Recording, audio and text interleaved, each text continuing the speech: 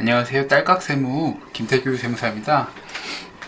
오늘은 24년 2기 확정 부가가치세 신고에 대해서 한번 얘기를 나눠보고자 하는데 어떻게 절세를 할 수 있을까요? 첫 번째는 매출세액이 적게 되면 납부세액이 당연히 적게 나오겠죠.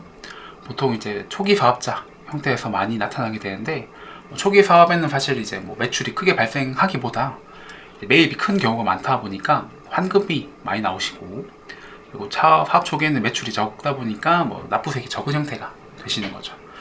이런 것들은 일반적으로 사업이 궤도에 오르게 되면 이제 납부세액이 천천히 나타나는 형태가 되시는 거고, 이런 납부세액을 줄이기 위해 일부러 매출을 누락한다던가 하시는 건 추천드리지 않아요. 그 다음에 이제 매입세액이 크게 되면 납부세액이 줄어들게 되는 효과가 있겠죠. 매입세액이라고 하는 것들은 결국 사업과 관련해가지고 적격증명을 받은 금액이 어느 정도 되는지에 따라 결정되는 건데, 적격증빙이라고 하는 것은 일반적으로 세금 계산서, 신용카드 매출전표, 그리고 현금 영수증이 있는데, 세무사님들께서 항상 말씀해 주시는 게 적격증명을 잘 받으셔야 된다는 이유가 이 부가세 때문인데, 부가세뿐만 아니라 물론 소득세도 마찬가지지만 이런 증빙이 있고 없고에 따라 비용 처리된 금액이 다르기 때문에 꼭 받으시길 추천드리고요.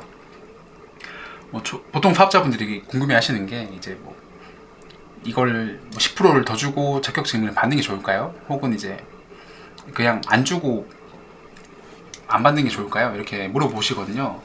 물론 상황에 따라 다르긴 하지만 대부분은 받아서 처리하시는 걸 추천드리는 편이에요. 특히 초기 인테리어 비용이 크다거나 이런 경우에는 꼭 일반 과세자로 등록하시고 환급을 받으시는 걸 추천드릴게요.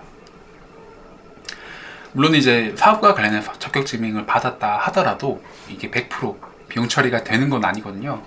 어떤 것들이 비용 처리가 안 되는지 살펴보면 대표적으로 이제 비영업용 승용차 관련된 취득가 유지 비용이 있죠. 사업과 관련해서 취득하는 비용이라 할지라도 비영업용 승용차에 대해서는 비용 처리가 따로 불가능하세요. 근데 이제 다만 새 법에서 1000cc 미만의 이제 경차나 아니면 125cc 이하 오토바이, 그리고 9인승 이상 이제 승합차 같은 경우에는 비용 처리가 가능한데 매입세 공제도 가능하시고요. 이런 경우는 이제 세금 계산서나 이런 것도 꼭 받아주셔야겠죠.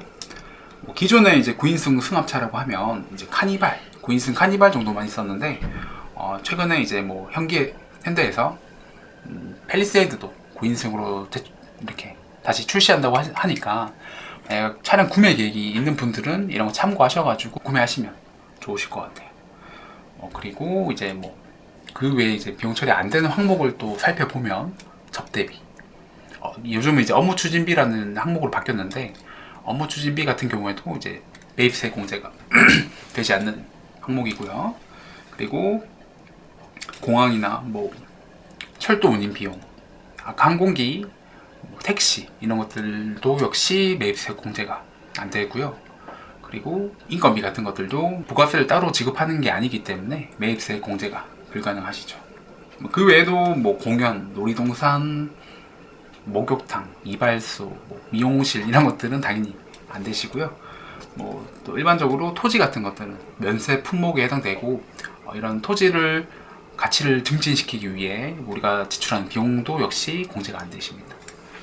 이렇다 보니까 이런 부분 꼭 신경 써주셔가지고 진행해 주셔야 되고, 개인 사업자 같은 경우는 1년에 2번 납부하게 되죠.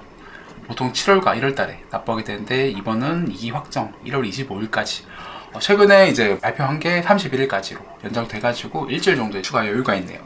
그리고 간이과세자도 똑같이 1월 25일까지 1년에 한 번 신고하시게 되고요. 법인 같은 경우는 이제 1년에 보통 4번 예정 신고까지 포함해서 신고하시게 되는데, 1월 25일은 모든 사업자가 신고하는 달이다 보니까 꼭 놓치지 않고 신고하시길 추천드립니다. 이런 부가가치세에 대해서 이제 줄이기 위해서 우리가 매입세 공제나 매출세액에 대해서 더 이상 줄일 게 없다, 혹은 늘릴 게 없다, 이렇다고 하시면 이제 세액 공제를 한번 살펴볼 수 있거든요. 첫 번째는 이제 세금 계산서, 즉 이제 전자로 발급하는 세금 계산서에 대해서 공제가 가능한데, 이건 한 건당 100원씩 공제가 가능하거든요. 물론 이제 초기 사업자분들은 이런 걸 발급할 일이 많이 없기 때문에 사실 이런 걸 공제 혜택을 크게 보기 힘들지만, B2B로 업무하시는 분들은 이런 공제 혜택이 좀 크시기도 하고요. 그 외에는 이제 또 음식점업, 제조업 같은 경우에는 이제 의제 매입세액 공제도 한번 살펴볼 수 있죠. 뭐 업종에 따라 비율이 다르긴 한데 어쨌든 받을 수 있는 업종이라고 하면 꼭 받으시길 추천드리고요. 그 외에도 이제 신용카드 매출전표 발행세액 공제가 있으신데 이런 혜택은 이제 뭐 법인이나 특정 개인은 안 되시는데 해당되는 사업자분들은 꼭 받으셔야 감면이 크시니까 놓치지 않길 바라고요. 그 다음에 이제 부가세 같은 경우는 어떻게 납부할 수 있을지 말씀드리면 보통 현금으로 납부 가능하고 카드로도 납부 가능하시거든요. 신용카드 같은 경우에는 이제 0.8%의 비용이 추가로 발생하게 되시고 체크카드는 0.5% 비용이 추가 발생하게 되시는데 다만 이 신용카드로 만약에 납부하시는 경우에는 분납도 가능하시다 보니까 좀 이렇게 계획을 세워가지고 납부하시면 도움이 되시겠죠. 지금까지 이제 딸깍세무 김태규 세무사였고요.